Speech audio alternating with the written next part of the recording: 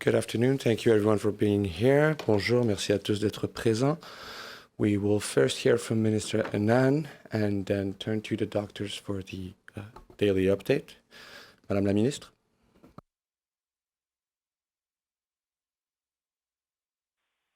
All for joining us.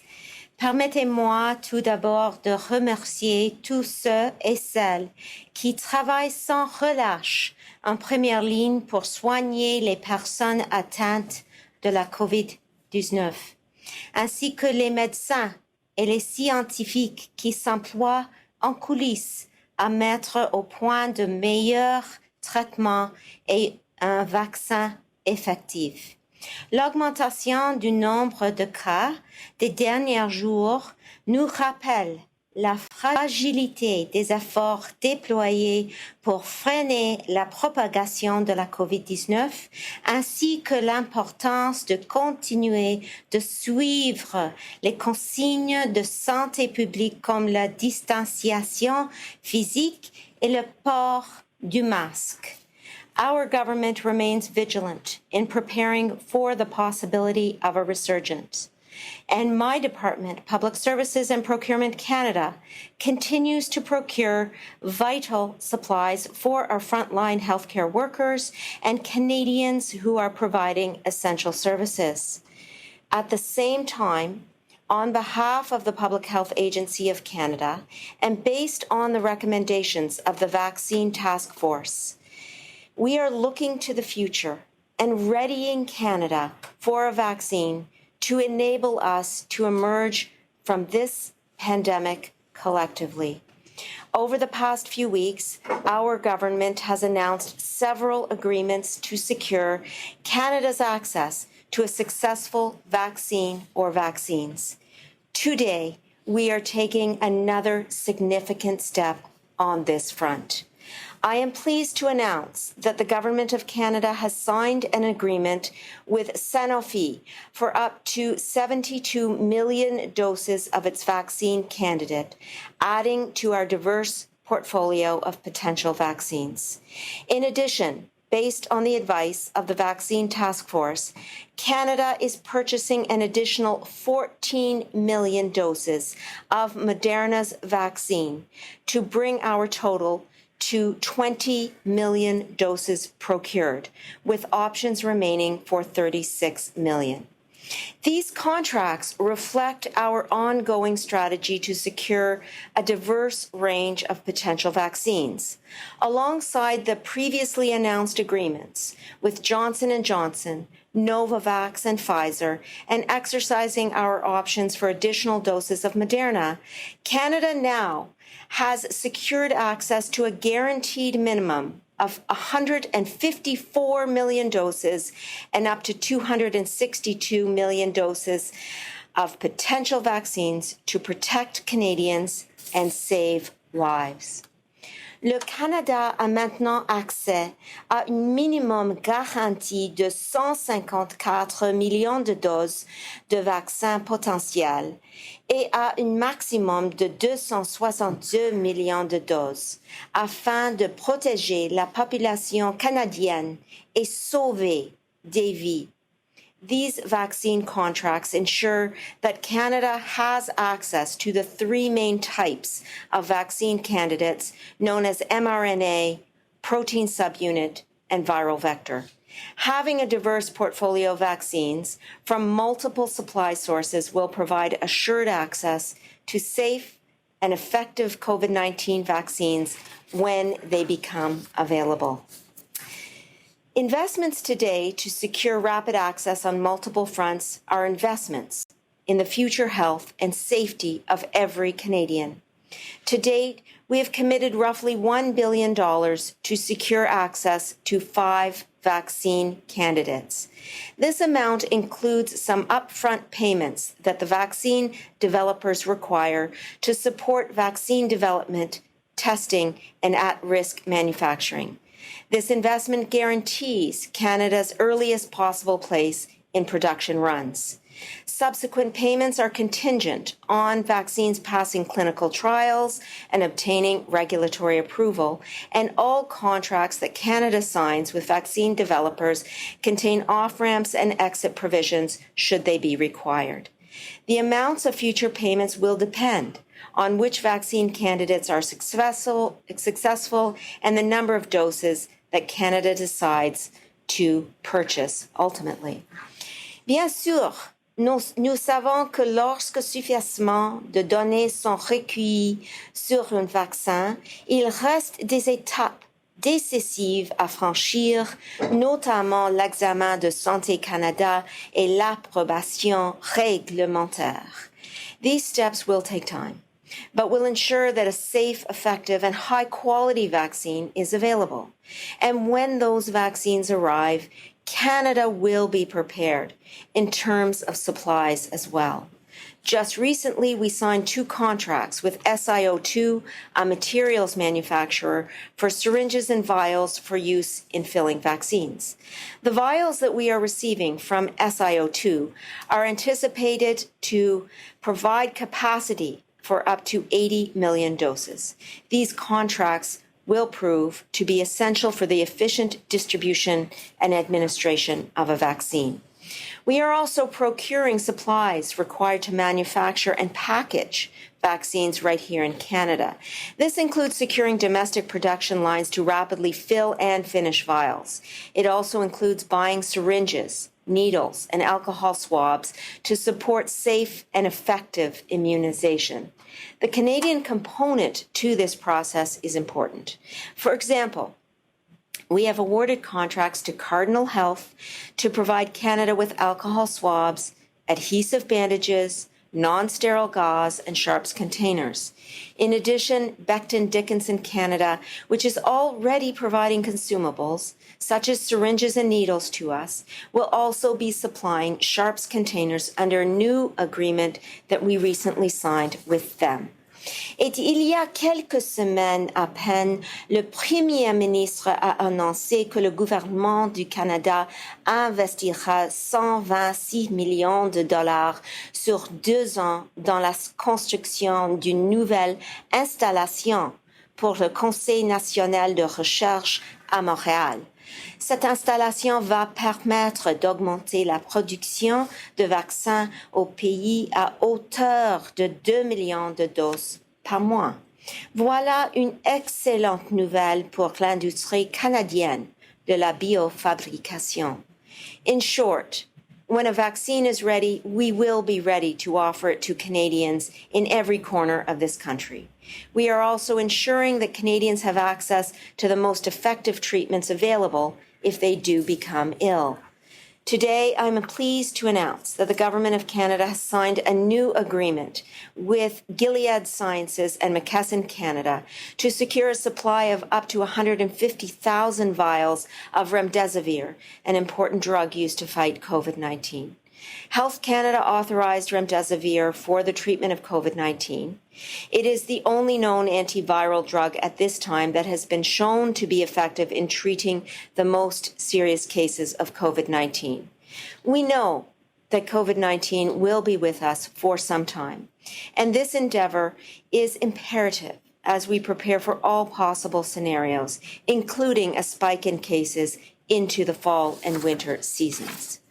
Notre gouvernement continuera de tout mettre en œuvre pour veiller à la sécurité de la population canadienne et nous continuerons de faire le nécessaire pour la protéger contre le COVID-19.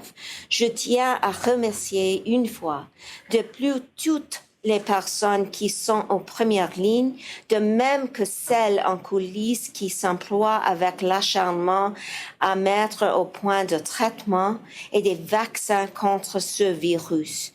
C'est grâce à votre travail acharné et à votre dévouement que nous passerons au travers de cette pandémie. Lorsqu'un vaccin sera prêt, le Canada le sera aussi.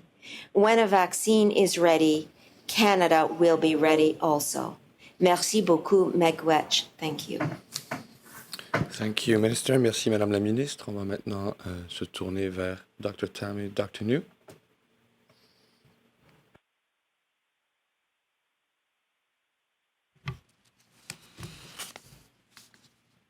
Good afternoon. Bonjour à toutes et à tous. Today, we'll be updating the national epidemiology and modeling work that continues to inform us on the control of COVID-19 in Canada. But first, I'll provide the latest numbers. There have been 145,415 cases of COVID-19 reported to date in Canada, including 9,228 deaths. Due to increasing daily case counts and a higher proportion of active cases, the cumulative number of people recovered has decreased slightly to 86%. Labs across Canada have tested almost 6.7 million people for COVID-19 to date. Over the past week, there has been a marked increase in testing, with an average of almost 70,000 people tested daily, and a 1.4% testing positive. Much of this has been due to a large increase in testing in the province of Ontario. In the following slides, we'll discuss increasing daily case counts and updated COVID-19 epidemiological trends in Canada.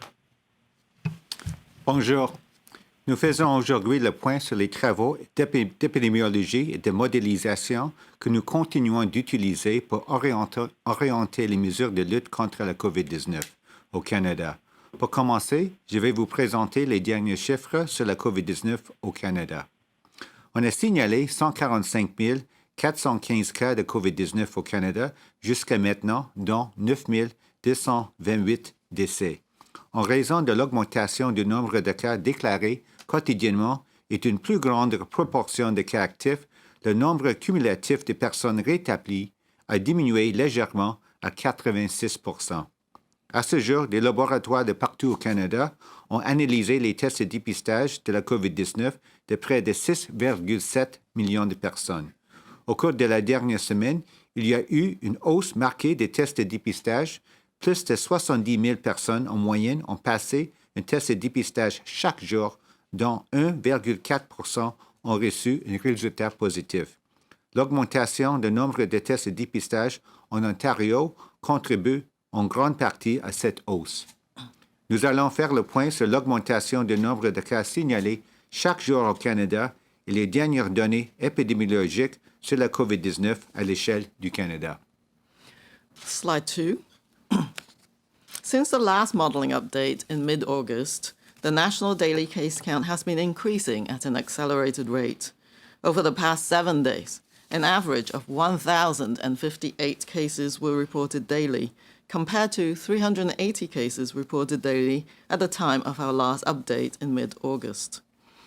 This acceleration in epidemic growth is concerning, and the situation will continue to escalate further unless public health and individual protective measures are strengthened. Diapositive 2. Depuis la dernière mise à jour de modélisation à la mi-août, le nombre de cas augmente à un rythme accéléré. En moyenne, 1058 cas ont été signalés tous les jours au cours de la dernière semaine, comparativement à une moyenne de 380 cas signalés par jour à la mi-août. Cette accélération de la croissance de l'épidémie est préoccupante. Comme le virus circule davantage, la situation peut s'aggraver rapidement si des mesures de contrôle adéquates ne sont pas mises en place. Slide 3. Although the pattern of epidemic curves varies by region, all provinces west of the Atlantic region are showing increasing incidence of COVID-19. Diapositive 3. Les tendances des courbes épidémiques COVID-19 varient par région. Par contre, toutes les provinces à l'ouest du Canada atlantique ont des taux d'incidence en croissance. Slide 4. The time-varying effective reproduction number, or RT, represents how many people are being infected by each new case. In order for the epidemic to die out, RT needs to remain consistently below 1, meaning on average, each new case infects less than one other person. When RT is greater than 1, As it has been in Canada since the end of August, it means the epidemic is growing. This is consistent with the acceleration we're now seeing in daily reported cases. Right now, the RT is around 1.4, which means that every 100 cases are passing the virus onto 140 new people, and so on, with each new generation of spread getting larger. Because daily reported cases will always lag behind transmission by 1 to 2 weeks, we will only learn about the spread that is happening now another 1 to 2 weeks in the future. This is why our actions right now are what matters for keeping epidemic growth under control. Diapositive 4. Le taux de reproduction réel variable dans le temps, ou RT, indique le nombre de personnes infectées par chaque nouveau cas. Pour que l'épidémie s'éteigne, le RT doit demeurer inférieur à 1 de façon constante, ce qui veut dire qu'en moyenne, chaque nouveau cas infecte moins d'une autre personne.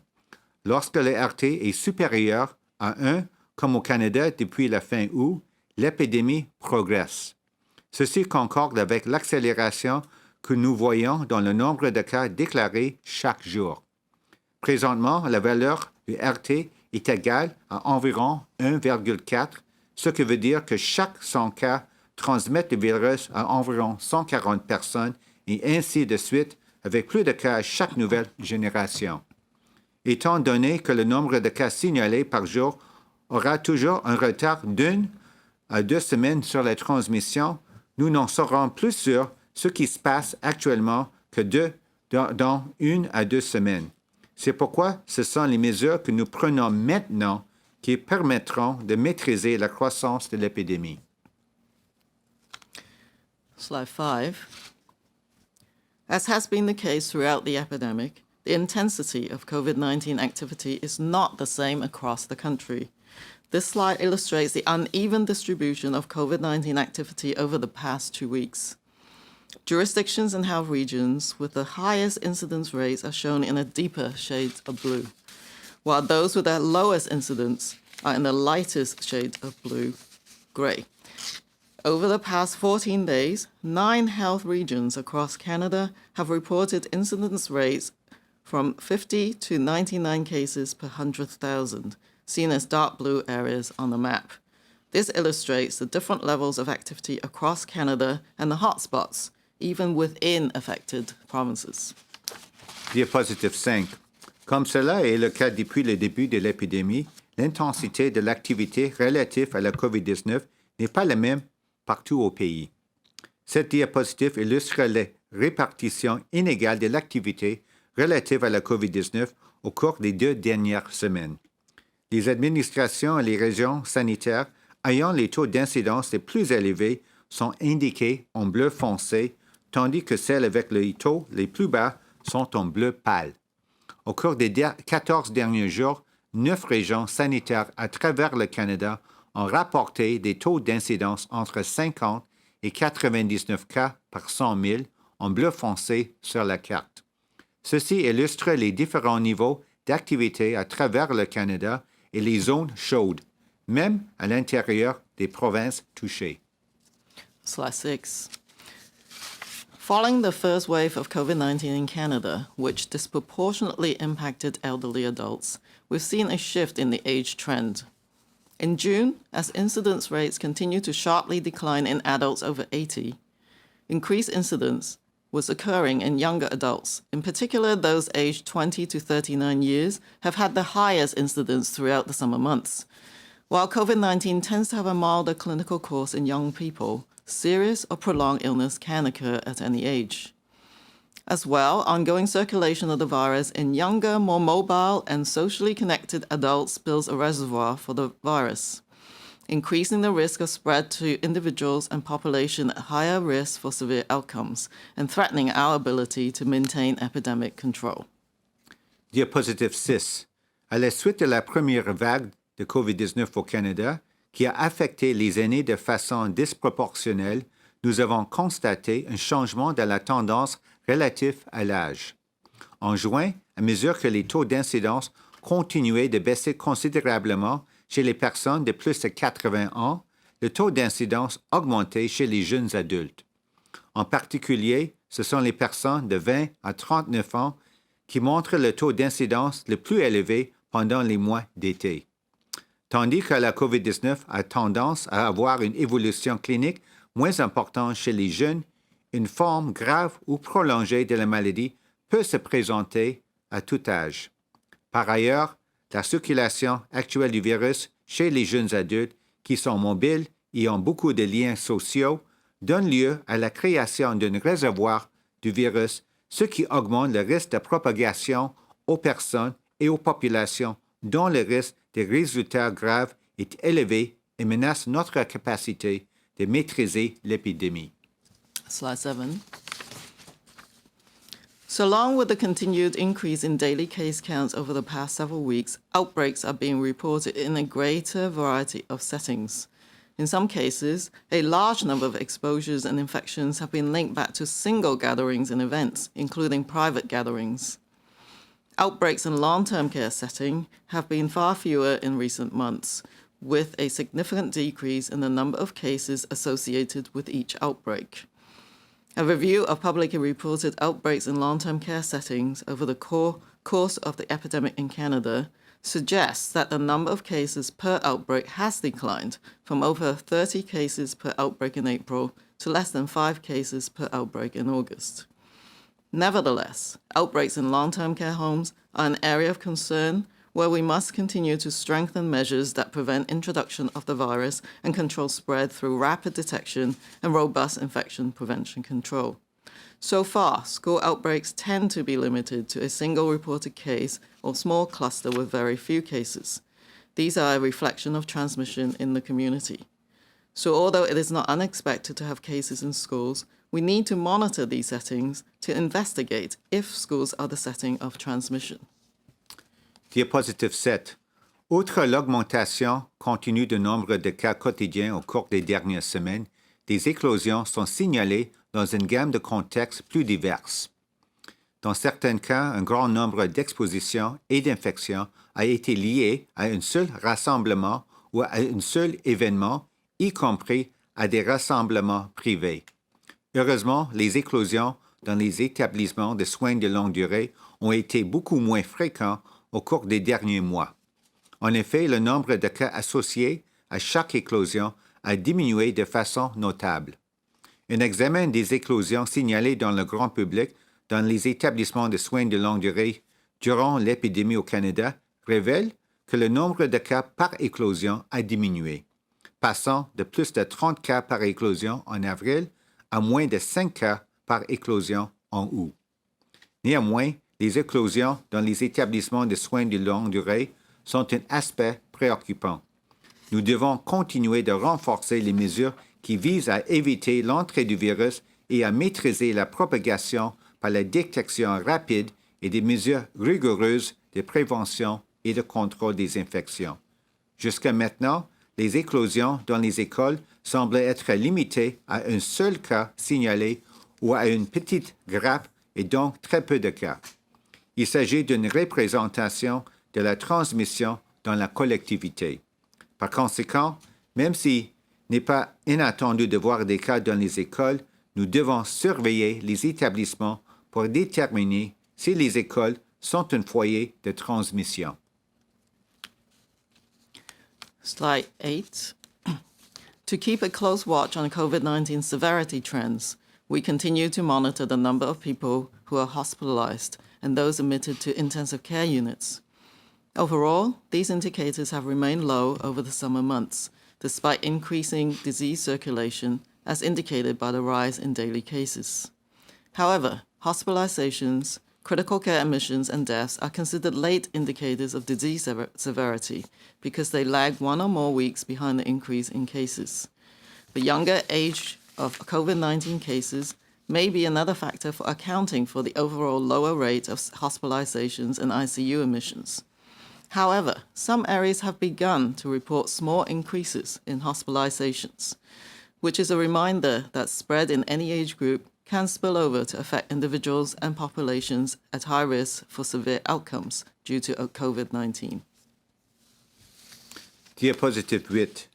Afin de suivre de près les tendances en matière de gravité de la COVID-19, nous continuons de surveiller le nombre de personnes qui sont hospitalisées et qui sont admises aux unités de soins intensifs. De façon générale, ces indicateurs sont demeurés faibles au cours de l'été, en dépit de l'augmentation de la circulation de la maladie, comme l'indique l'augmentation du nombre de cas quotidiens. Toutefois, les hospitalisations, les admissions en soins intensifs et les décès sont considérés comme des indicateurs tardifs de la gravité de la maladie, car ils accusent des semaines de retard par rapport à l'augmentation du nombre de cas. L'âge moins avancé des personnes souffrant de la COVID-19 peut constituer un autre facteur expliquant le taux global plus faible d'hospitalisation et d'admission aux unités de soins intensifs. Cependant, certaines régions ont commencé à signaler des petites augmentations de nombre d'hospitalisations, ce qui rappelle que la propagation de la maladie dans un groupe d'âge donné peut avoir des effets sur des personnes et des populations d'autres groupes d'âge à haut risque de subir des conséquences plus graves en raison de la COVID-19. Slide 9.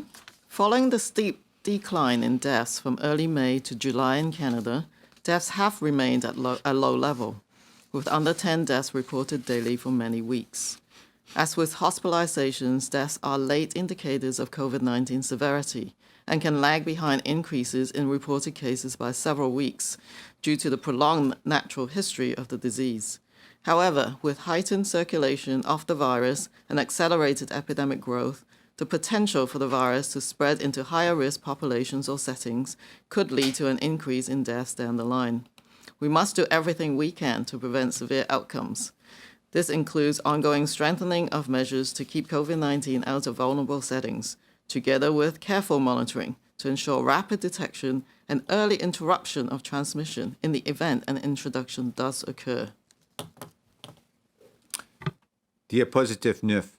À la suite de la diminution prononcée des décès au début mai à juillet au Canada, le nombre de décès est demeuré faible, puisque moins de 10 cas ont été signalés quotidiennement pendant de nombreuses semaines. Tout comme les hospitalisations, les décès sont des indicateurs tardifs de la gravité de la COVID-19 et ils peuvent accuser un retard de plusieurs semaines par rapport aux augmentations de cas signalés en raison de l'histoire naturelle prolongée de la maladie. Cependant, en raison de la circulation accrue du virus et de la croissance accélérée de l'épidémie, le risque que le virus infecte des populations plus à risque ou se propage dans des milieux plus à risque pourrait au bout de compte mener à une augmentation du nombre de décès. Nous devons tout faire pour prévenir les graves conséquences de la COVID-19 au Canada. Nous devons notamment renforcer constamment les mesures afin que la COVID-19 n'entre pas dans les milieux à risque, à effectuer une surveillance attentive pour détecter rapidement la maladie et interrompre sa transmission dès le début si le virus entre dans un de ces milieux. Slide 10. Based on Canadian data up to September the 17th, the short-term forecasting shows predicted cases and deaths due to COVID-19 out to October the 2nd. The graph on the left shows the predicted number of cases could be in the range of 150,780 to 155,795 by October the 2nd. The graph on the right shows the predicted number of deaths could be in the range of 9,220 to 9,300 by October the 2nd. When reported cases and deaths fall between the red and green dotted lines, they are within the forecasted range of expected cases and deaths. But this type of forecast can serve to alert us of an unexpected signal. When reported data points fall outside the limits, it signals that further epidemiologic investigation may be needed to explain the increase. Diapositive 10. Selon les données canadiennes en date du 17 septembre, les prévisions à court terme indiquent le nombre estimatif des cas et des décès en raison de la COVID-19 jusqu'au 2 octobre. Le graphique à gauche indique que le nombre estimatif des cas pourrait être de l'ordre de 150 780 à 155 795 d'ici le 2 octobre. Le graphique à droite indique que le nombre estimatif de décès pourrait être de l'ordre de 9 220 à 9 300 d'ici le 2 octobre. Lorsque les cas et les décès déclarés se situent entre les courbes rouges et vertes, ils sont dans la plage de valeurs prévues pour les cas et les décès. Mais les prévisions nous servent comme alerte. Lorsque les données sortent des limites, cela signifie qu'une enquête épidémiologique plus approfondie est nécessaire. Slide 11. This slide shows the results of modeling studies that look at how the epidemic may evolve in Canada. On the left, the model scenario shows that with minimal controls, the virus is capable of surging into a very sharp and intense peak because most Canadians don't have immunity to the virus. This surge could overwhelm our health system capacity and significantly impact social and economic systems as well. In the middle, with enhanced case detection and contact tracing, but no individual hygienic and distancing measures, the epidemic may resurge. And if so, the peak in cases will be less sharp but still extreme, far exceeding the peak we experienced in the spring. The model scenario on the right shows the effect of public health acting together with individual hygiene and distancing measures. It's the level of control we need to keep the infection rate low and prevent the virus from surging into an uncontrollable growth trajectory. Therefore, the only way to achieve strong control of COVID-19 and prevent the virus from surging into an uncontrollable growth trajectory is for public health authorities and the public to work together. Diapositive 11. La présente diapositive présente les résultats d'études de modélisation qui nous montrent comment l'épidémie pourrait évoluer au Canada. À gauche, le scénario montre que si le contrôle est minimal, la COVID-19 pourrait connaître une hausse très marquée et intense puisque la majorité des Canadiens n'ont pas d'immunité contre le virus, ce qui surchargerait la capacité de notre système de santé et nuirait considérablement à nos systèmes sociaux et économiques. Au milieu, si la détection des cas et la recherche de contacts sont accrues, mais qu'aucune mesure d'hygiène individuelle ni d'éloignement physique n'est prise, l'épidémie pourrait reprendre de la vigueur. Dans ce cas-là, l'augmentation des cas sera moins marquée, mais tout de même extrême. Cette augmentation de cas dépasserait de loin ce que nous avons connu pendant le pic de printemps. À droite, la modélisation à droite indique clairement que l'intervention de la santé publique, combinée à l'hygiène individuelle et aux mesures d'éloignement physique, constitue le niveau de contrôle dont nous avons besoin pour garder le taux d'infection faible et empêcher le virus d'emprunter une trajectoire de croissance incontrôlable. Alors, la seule façon de réaliser un contrôle rigoureux de la COVID-19 est de prévenir une trajectoire de croissance incontrôlable et d'assurer une collaboration des autorités de santé publique et chaque Canadien. Slide 12. When public health guidelines are not being adhered to, the risk of resurgence increases. We've seen examples in Canada recently where even a single case with mild symptoms can start a chain reaction of exposures and infections, both at private gatherings and in public settings. The public has a vital role to play to control the acceleration of epidemic growth.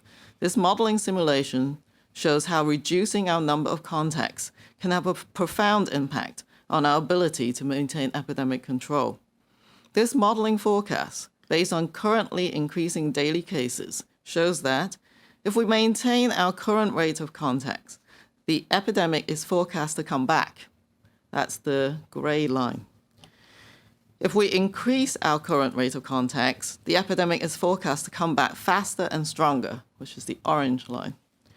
But if we decrease our current rate of contacts, the epidemic is forecast to come back under control in most locations, blue line. Diapositive 12. Lorsque les lignes directrices en matière de santé publique ne sont pas respectées, le risque de résurgence augmente. Nous avons vu des exemples récemment au Canada.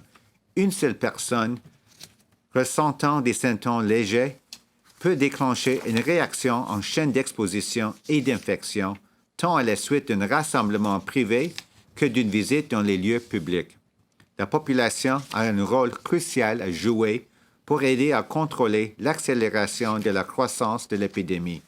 Cette simulation de modélisation indique comment le fait de réduire le nombre de contacts peut avoir un énorme impact sur notre capacité à contrôler l'épidémie.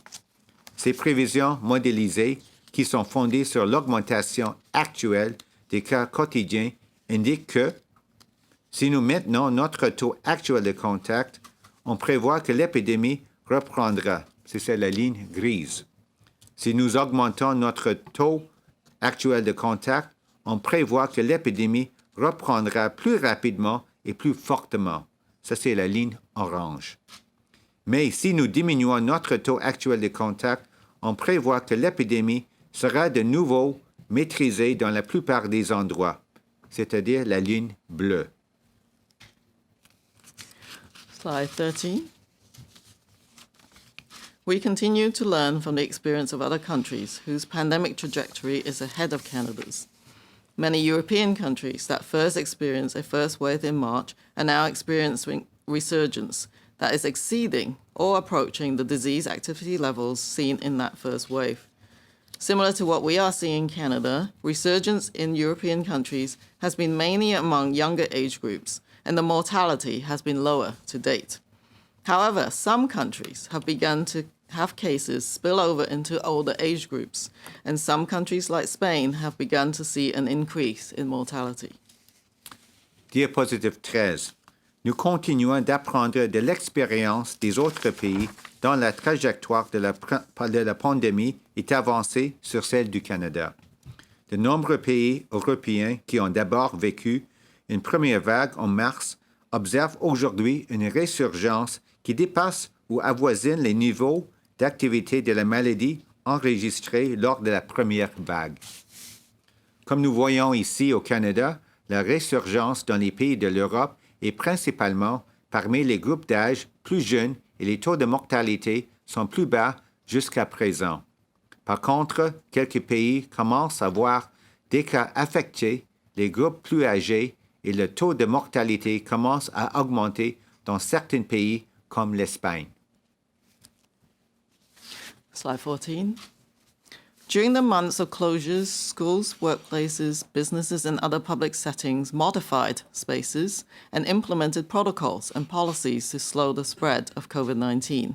As individual Canadians, we likewise modified our behaviors and became adept at practicing personal protective measures, including physical distancing, hand hygiene, and wearing a mask.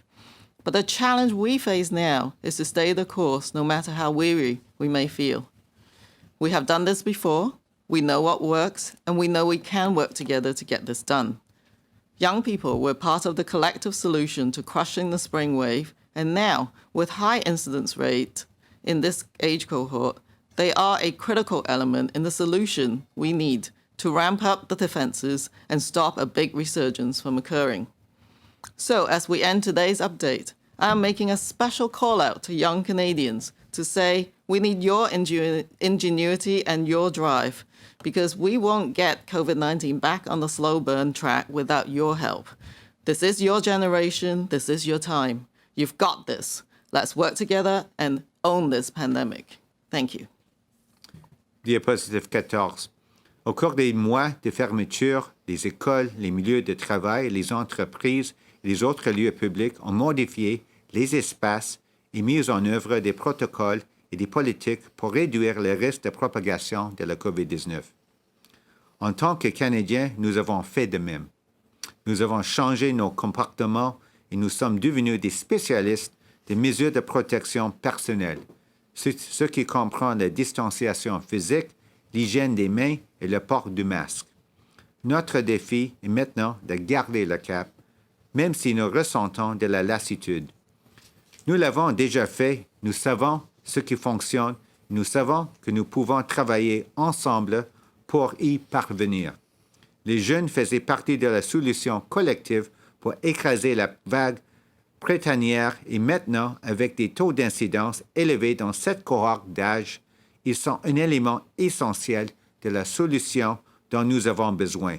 soit de renforcer les défenses et empêcher une grande résurgence de se produire.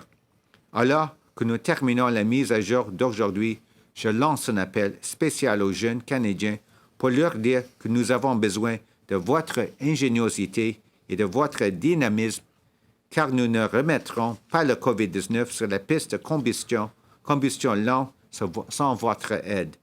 C'est votre génération, c'est votre temps. Vous êtes capables. Travaillez ensemble pour maîtriser cette pandémie. Merci. Thank you, doctors. We will now start the question period as soon as we get the ministers back online. On va maintenant passer à la période de questions. Une question, un suivi, one question, one follow-up. We'll start on the phone as usual. Operator, over to you. Thank you. Merci. Please press star 1 at this time if you have a question. Veuillez appuyer sur étoile 1 maintenant pour poser une question. And our first question, notre prochaine question est de Marie Vastel du Devoir. Please go ahead, la parole est à vous. Oui, bonjour. I think my question is for Minister Hajdu and or Dr. Tam. We learned that the Conservative Party didn't warn journalists that they had been in contact with a staffer that was diagnosed positive with COVID last week. I'd like to clarify, whose responsibility is it to retrace all contacts of someone with COVID? Should it have been the Public Health Agency who should have retraced these journalists based on Aaron O'Toole's public events and on publicly published media reports, which is what the Conservative Party is saying? Should Public Health themselves have retraced these people, or was it the Conservative Party's responsibility?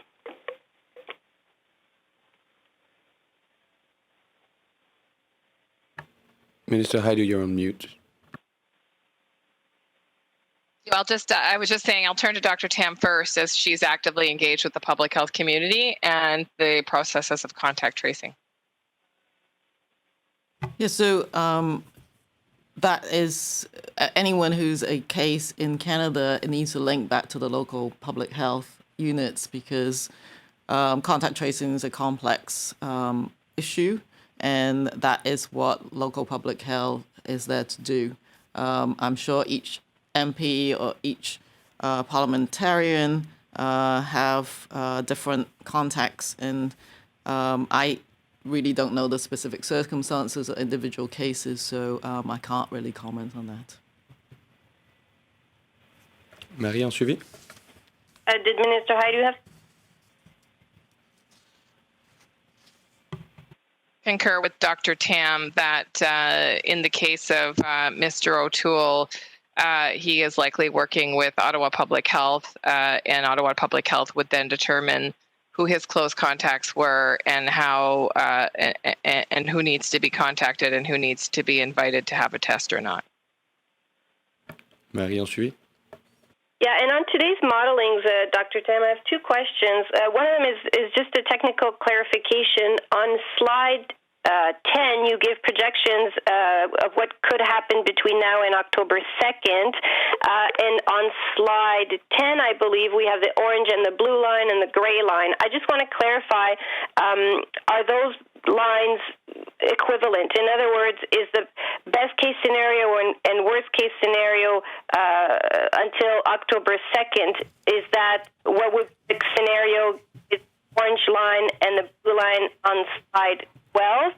And my more substantial question, how should we take these projections today, given that they are from data that you had on September 17th, and since then the number of cases have essentially exploded in Ontario and Quebec? So how reliable are your projections from today, given that the situation has already drastically changed? So I think, as we mentioned before, models are to help us look at a short or long range in terms of forecasting. They're not to sort of real data, and that is what we need to look at. So on slide 10, where this is a short-term epidemic trajectory forecast that uses the actual cases that we collect in terms of the Canadian data. And what I said as I was doing the presentation is that, on September the 17th, we used the data at that point in time to say, well, what does what might things look like in the next ensuing short range. And if you see the little dots that we've been following of what's actually happening now, those dots are really reaching to the top of the red and green bar, signaling that to me that there's an actual acceleration in what we would have projected at September the 17th. So, which is a signal that, we need to relook at what's going on in different parts of the country. So certainly if that little dot today went outside of the red line, that the epidemic trajectory that we had on September 17th isn't the same as what we have today. And so, but the modeling, which is actually done from dynamic modeling, is a longer range forecast. And again, it's for, sort of looking ahead, but it's an entirely different methodology. So you can't just sort of stack one on top of the other, but it is there to show that what could happen if we chose to do things differently in terms of public health measures and contact rates in particular. Thank you, Doctor. Operator, next question, please. Thank you. The next question, la prochaine question est de Alex Bellinga from the Toronto Star. Please go ahead. Your line is open. Hi, thanks very much. I think this question is maybe for Dr. Tam and Minister Hajdu. Just about the procurement of the REM. Sorry, I don't know how to say it. You know what I'm talking about? Remdesivir. Oh, thank you. Remdesivir. Thank you. Remdesivir vials. Can you talk about just in practical terms what that means? I guess it's the only antiviral drug that's been shown to be effective in treating patients. There's 150,000 of them. Is that enough? They're coming in early 2021. Do you expect that to save people's lives as more people might end up in the hospital with rising cases? Just talk about the practical implications of that procurement. Maybe I'll start. Is that okay? All right. So remdesivir is, there's much research going on right now in accelerated rates on a range of treatments. But remdesivir has been shown to shorten the duration of the illness or recovery in severely sick people. So these people are the ones hospitalized and is for that very specific setting. And but we also have other research that shows other therapeutics such as dexamethasone, which is a very common anti-inflammatory steroid, also makes a difference. And the ICU physicians have learned a lot about how to provide supportive care and at different stages of someone's clinical evolution. So I see it as an added therapeutic in the broad range of management of a severely sick person. And so I think it will, contribute to a certain extent. And I think, I actually am not familiar with the supply critical path. Maybe one of the ministers can comment. But I think obviously 150,000 vials is very welcomed in the clinical setting as an additional management tool. Alex, follow up? Yes. On the question for Minister Anand, just I know a couple weeks ago you guys were reluctant to say how much you were going to spend on vaccine procurement because it would maybe disadvantage us in negotiations on further contracts. As we continue to push for more, notably the Oxford one, AstraZeneca, I think, does telling the world how much we're spending, does that disadvantage us? And why are you saying that now? Thank you so much for the question, Alex. Not totally unexpected, I must say. What we've done today is to take an aggregate number of funds expended on the base number of doses across 5 contracts so as not to undermine potential negotiations moving forward.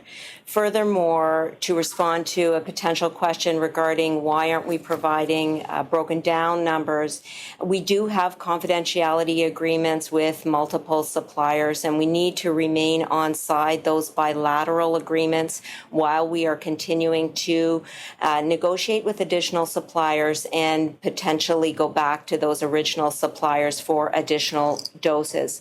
I want to highlight how complex these negotiations are and how sensitive the data are in terms of our procurements. But we did want to come forward with an aggregate amount today, which is what we are doing, and we will continue to negotiate with additional suppliers as we are following the recommendations of the Vaccine Task Force, the Minister of Health, and the Public Health Agency of Canada.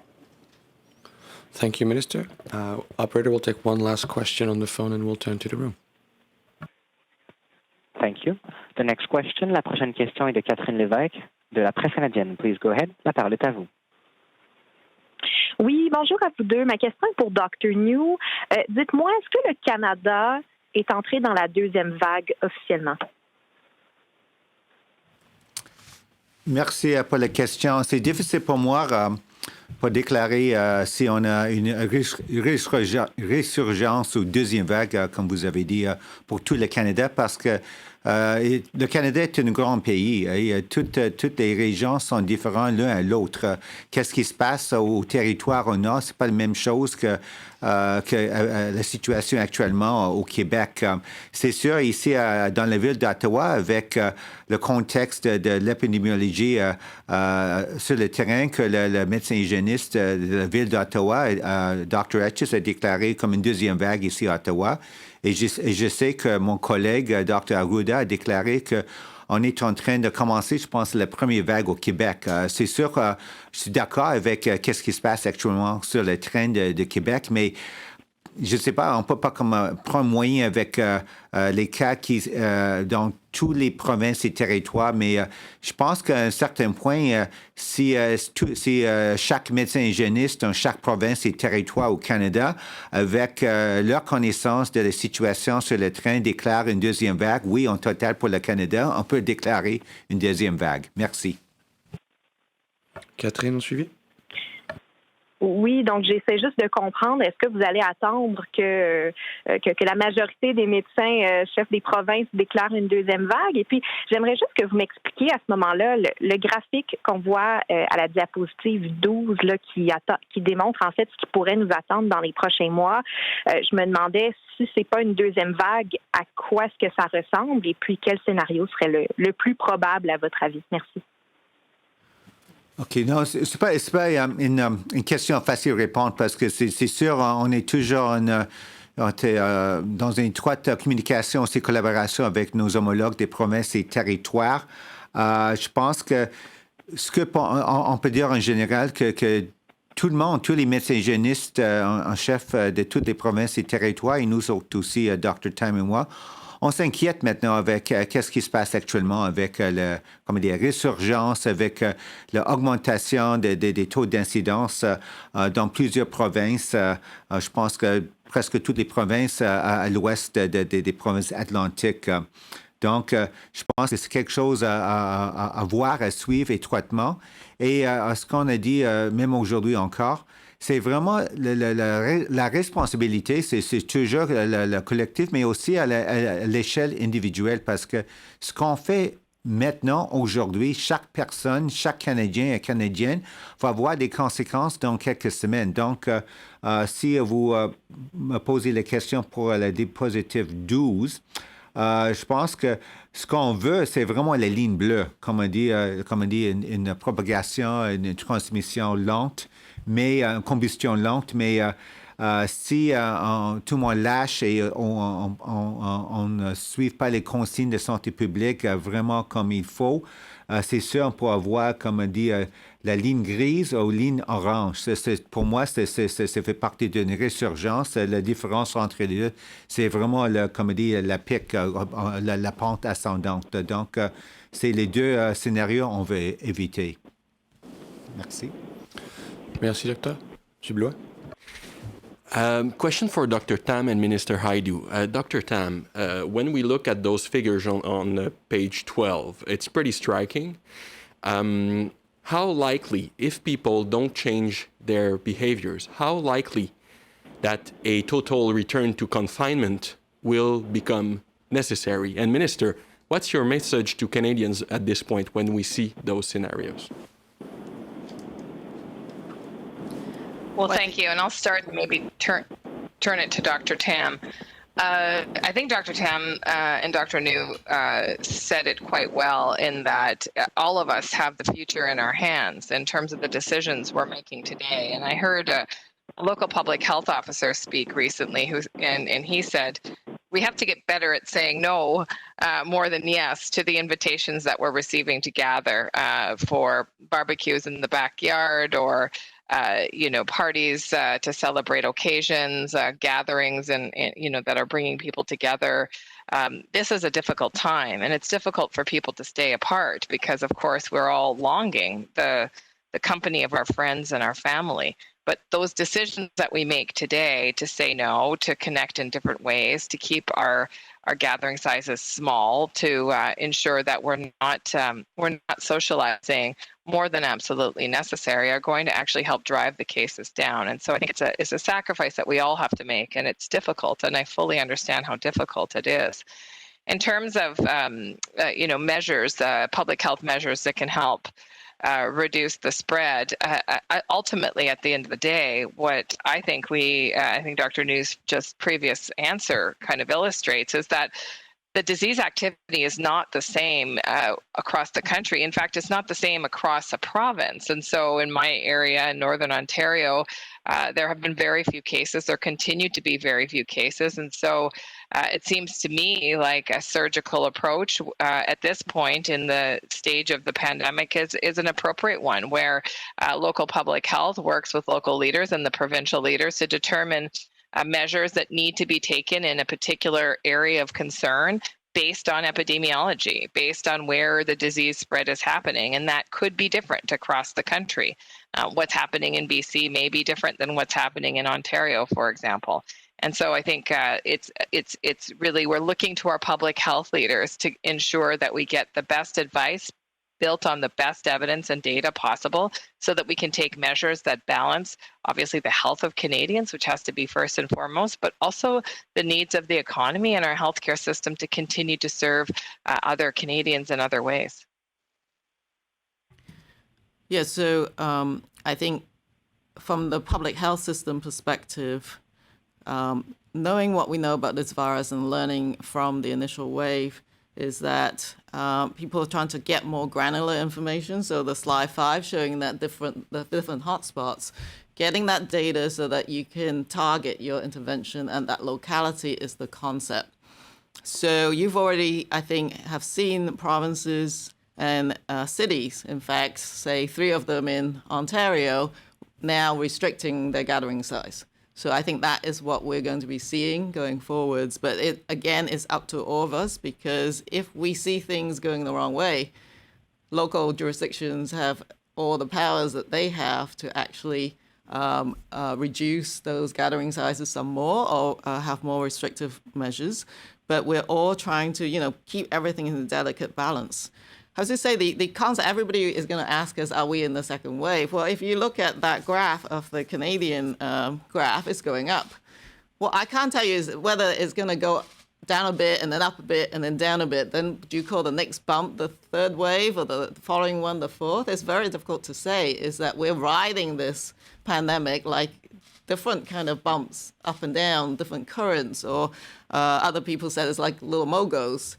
We want to keep it at low moguls. We don't want it to go up a giant ski hill and down again. That is the bit that we want to avoid. And because of the characteristic of this virus, it fully has the capacity to go exponential growth. We've seen that before.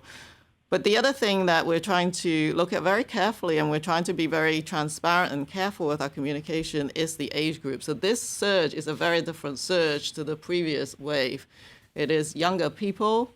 Right now, we're seeing that the mortality is lower. The hospitalizations are lower.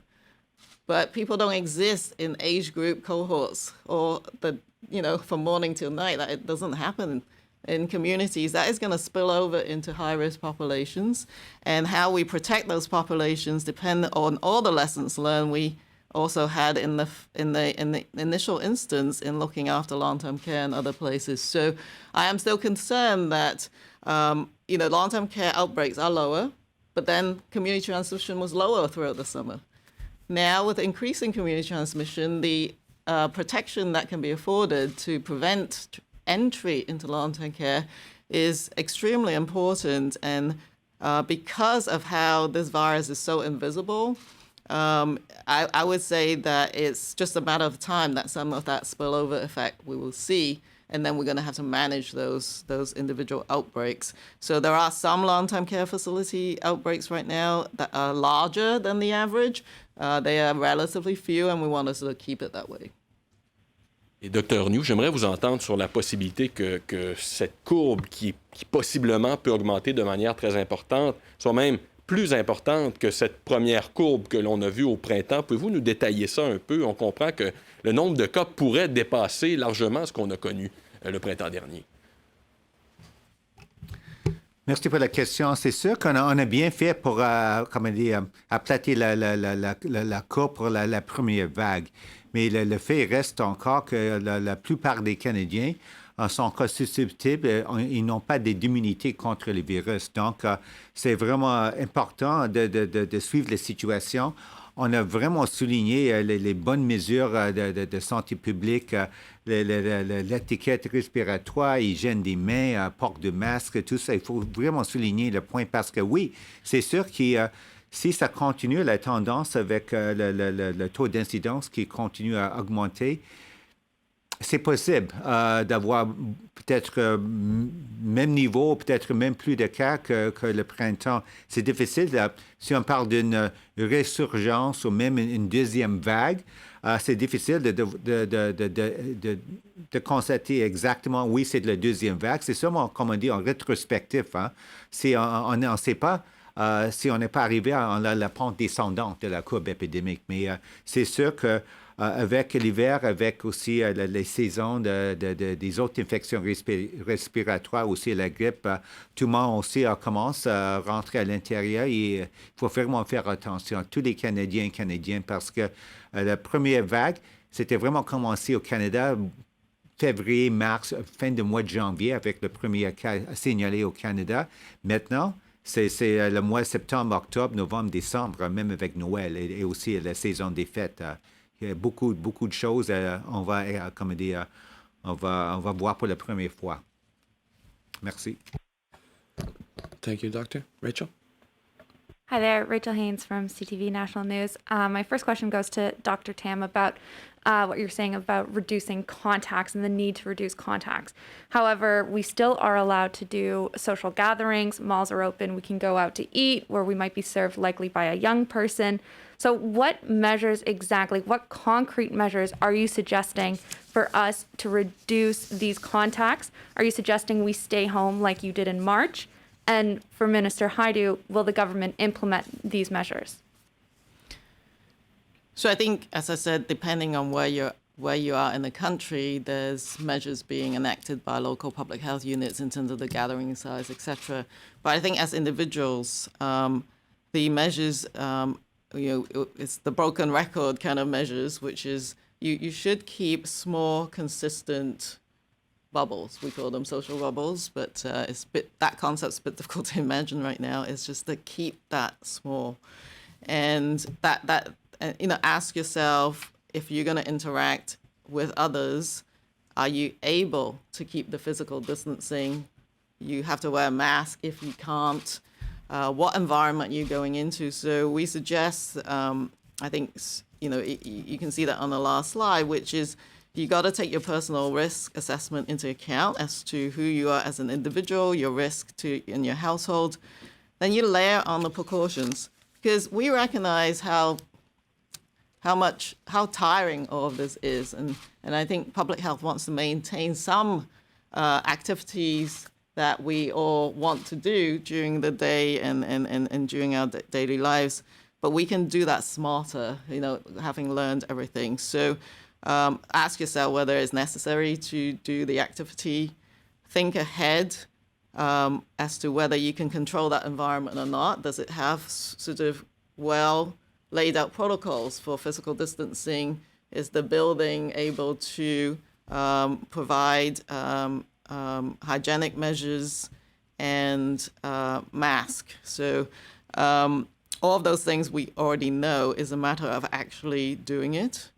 And, really right now, as we see this resurgence, whatever you can do to just reduce that risk. But you got to go to the grocery store and, do that in the new way that we're going grocery shopping. In some public settings, for example, in schools, they're laying out how that environment could be managed. But again, you have to adapt. We know that if we do see outbreaks, different settings are going to adapt to reduce them. And so the concept is to sort of detect, understand, and then adapt flexibly to that situation. But I think because right now the age group that is most implicated in the resurgence and the transmission is a younger population, we need to have better ways of reaching out to them in terms of what they can do to help. And as I said, in ending the presentation, that we can own this pandemic and not let it own us, and that the young adults are perfectly capable of, addressing the pandemic and maintain all those measures I've just said in their own way. And so I'm sort of looking forward to them coming up with their ideas of what to do. So it's not anything that different, but public health is going to try and manage this with the testing. We got much. I've just said it's like I think it was Monday when there was over 100,000 tests being done in this country. It's a very different picture. So we got more testing, we got more contact tracing. But public health, if you see that slide that I've shown, is that you can't just have the public health measures of testing, contact tracing, etc., without the public adding in their bit. And it's only together that you're going to keep the resurgence down. Jill, follow up? I had asked Minister Hajdu in my question to respond to that as well.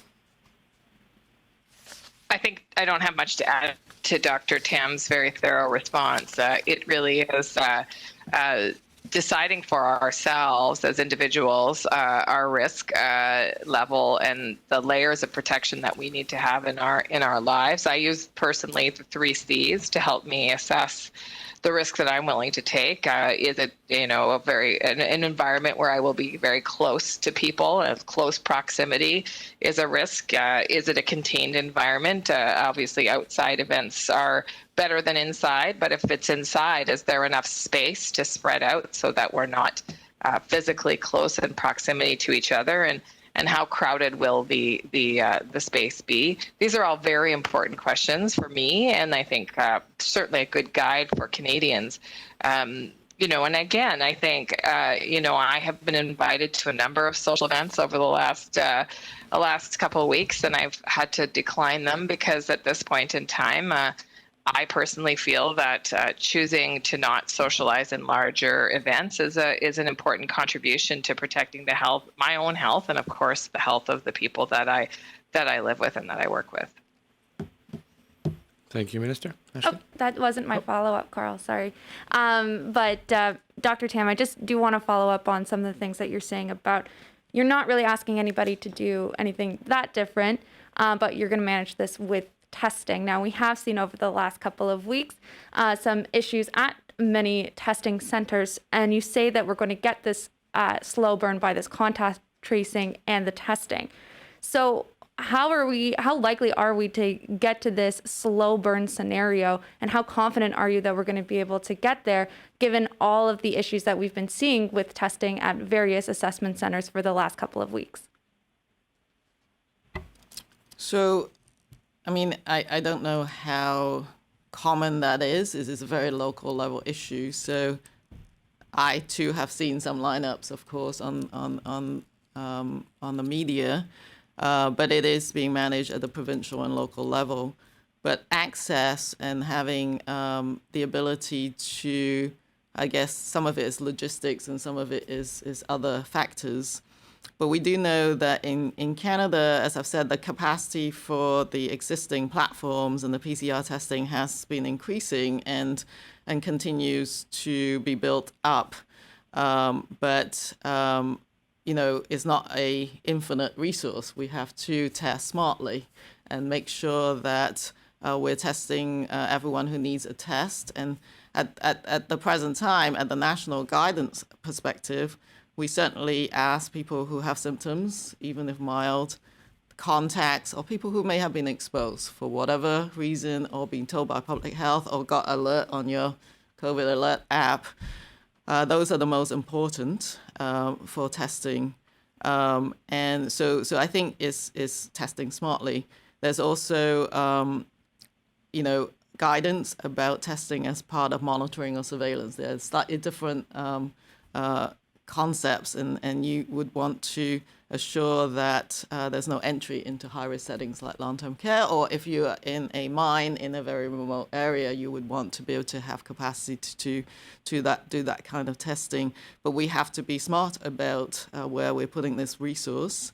And I think, as we've been discussing in the last little while, we will be looking at how we broaden the kind of testing modalities that we have. Many things can help maybe increase the capacity as well, including pooling samples, which some jurisdictions are doing. You've seen BC collecting saliva, and that goes along the same platform, but can reduce the human resource requirement at the front end of collection, even if it doesn't impact the downstream capacity. So I think everyone is trying very hard to do this. But the reason why the public is really important is that the public health can't just keep testing and keep doing tons and tons of contact tracing nonstop. You've got to have both sides of the coin coming together, doing its part for it to be manageable. So the concept of manageable levels is that you have the numbers of cases and contacts properly traced, and it doesn't overwhelm your public health capacity. So I think we're going to try hard on all fronts across the country to bring more testing to bear. But, I think people are trying all sorts of different things. I think people are announcing, pharmacies and, other spots to reduce lineups. And we're going to see more and more of that, I think, innovation as people go along. But nothing is going to be enough if you don't slow down, if everybody don't sort of squeeze down their social bubble. Thank you, Doctor. Ashley? Dr. Tam, is Health Canada aware of unapproved COVID-19 tests being here in Canada? And what's your response to Canadians who may be using unapproved COVID-19 tests?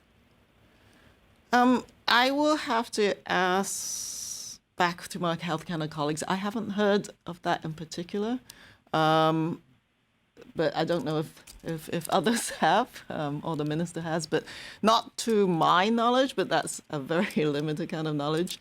But you do have to be very careful. I think if people were ordering things online or doing something unusual, Health Canada is in the process of evaluating a whole range of tests. And we look forward to more a range of testing. But the reason why some of these tests haven't been approved is that the data that was supplied to Health Canada is actually inadequate. So just bear that in mind, and that if you're getting some sort of test and you don't know that Health Canada's approved it, it could give you a false reading and you wouldn't quite know what to do with it. So you still have to sort of maybe phone public health and figure that one out. And so, yeah, I mean, I think be very wary of what it is that you're using. But if people have found some of these tests floating around, they should sort of report it in, I think, to local public health so that we are aware of it and they can be evaluated.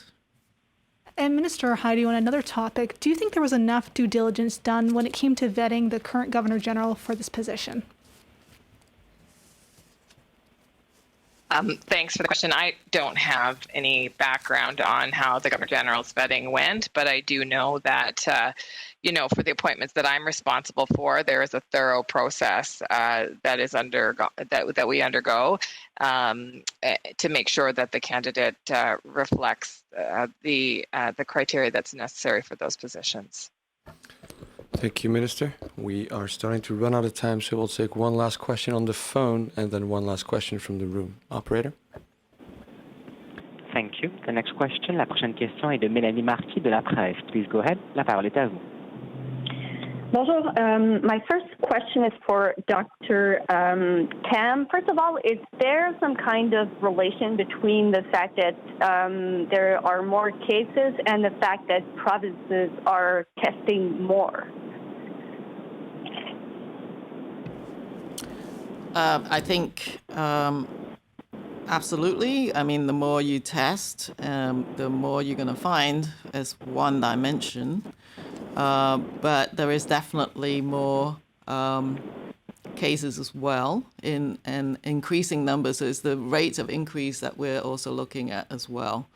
But sure, I mean, if you increase in testing, you will potentially find more cases. We didn't have as much testing in the first way, so we knew that we're only sort of hitting the tip of the iceberg in that first round. And that right now we have more capacity, so we are going to find more. The other parameter that we look at is the percent positive, and that is still within a fairly low range at the national level at 1.4%. So the majority of the people who are testing are testing negative at that moment in time. And so that tells us that we are broadly testing, and we're also still among some of the top testing countries in the world, and in accordance with the disease activity that we are dealing with right now. Mélanie, suivi? Wait, I guess I should have been more specific. Does it have an impact on the rate? And then my follow-up actually is about slide 12. It seems like the only scenario where we will see the number of cases diminish is if we have stronger measures to encourage people to stay home, limit their contacts. Does that mean the provinces aren't doing enough? I mean, bars are still open in Quebec. So what's your message to provinces? Do they need to tighten the rules? And what could you do at the federal level as well?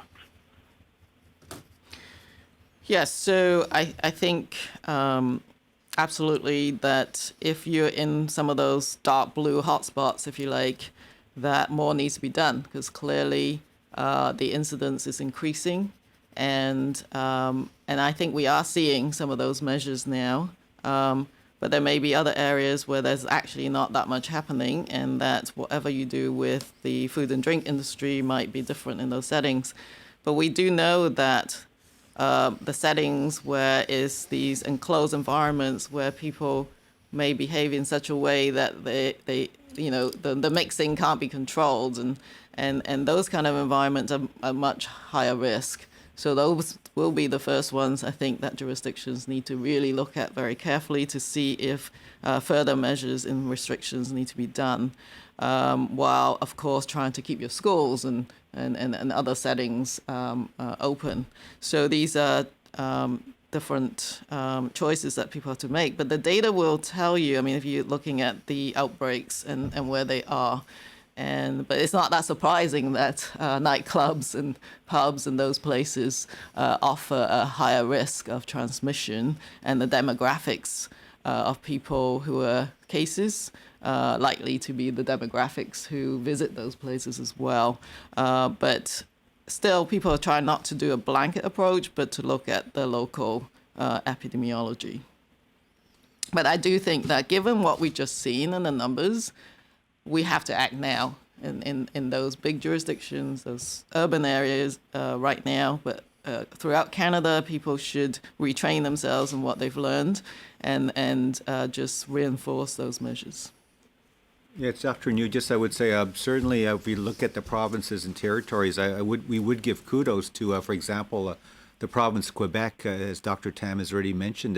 You can do a blanket approach for the whole province, and the fact that, for example, in Quebec, that they have this nice, I think, very easy to understand sort of, 4-color system and sort of the 9 regions, etc. I think people can get it that, based on where you live and what the local epidemiology is, that will determine what kind of targeted measures or flexibility is there for officials to focus their measures based on what the epidemiology shows. So, for example, if a certain type of setting or a source or a type of event might be the cause of a sort of an outbreak or the increase in cases, then they can adapt, but it wouldn't then be across the whole province, but very focused on those areas which, I think in Quebec are maybe, going from the yellow to the orange and hopefully not into the red. Thank you. Thank you, Dr. Crystal. Hello with Global News. This question is for Dr. Tam and Minister Hajdu. So we planked the curve in the spring by pretty much locking everything down and shutting down the economy, shutting down schools. Can we bring the RT under 1 without a similar lockdown?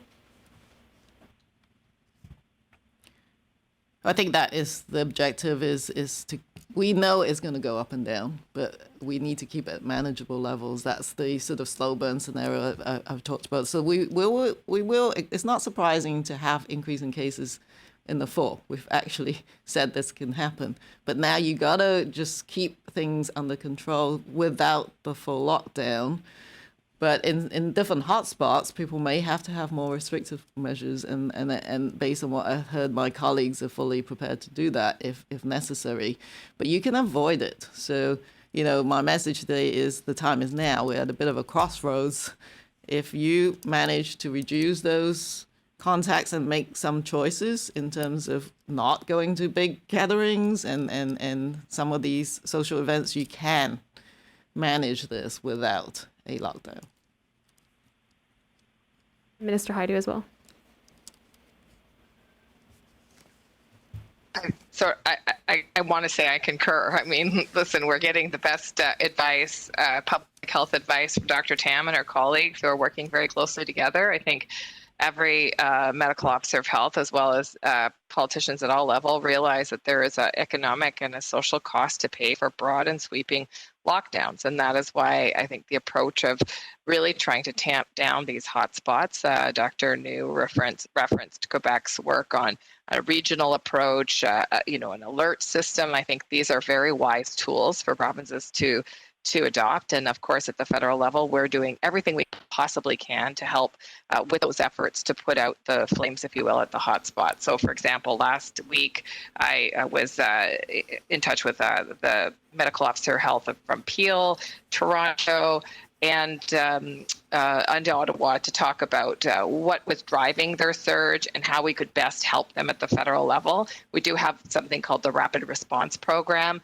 which is a kind of a plug-and-play toolkit that we can bring additional resources to the table at the local level, including things like isolation housing, supports for contact tracing, expert support in terms of epidemiological analysis of the outbreak, and all of these tools are available for any part of the country that is experiencing a surge. We regularly communicate that to provinces and territories and directly to local public health. And that's really, I think, the national approach now is to try and really help communities and regions that are struggling with a suite of tools that they themselves determine will be helpful in their efforts. But I think the top line message that Dr. Tam has repeated over and over is that we also have to have the support of Canadians, because we can't, we just can't keep up from a contact tracing perspective if Canadians aren't doing their part to limit their social circles and their social engagements and their own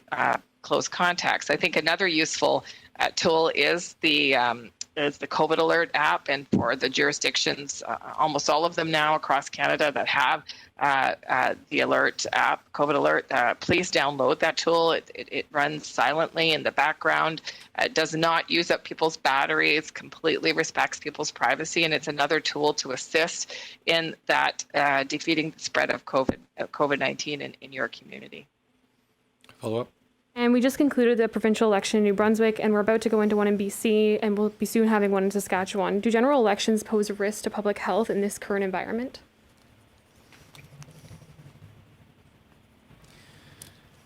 So I think if you're talking about sort of polling stations, etc., public health in different provinces have been working with their own electoral officers, because you can put in measures to actually do things in the safest possible way. So I think that is being planned, I think, for jurisdictions that are having an election. So it is possible to have safe ways of conducting those activities. Thank you. Merci. Ceci met fin à la conférence de presse pour aujourd'hui. That's it for today.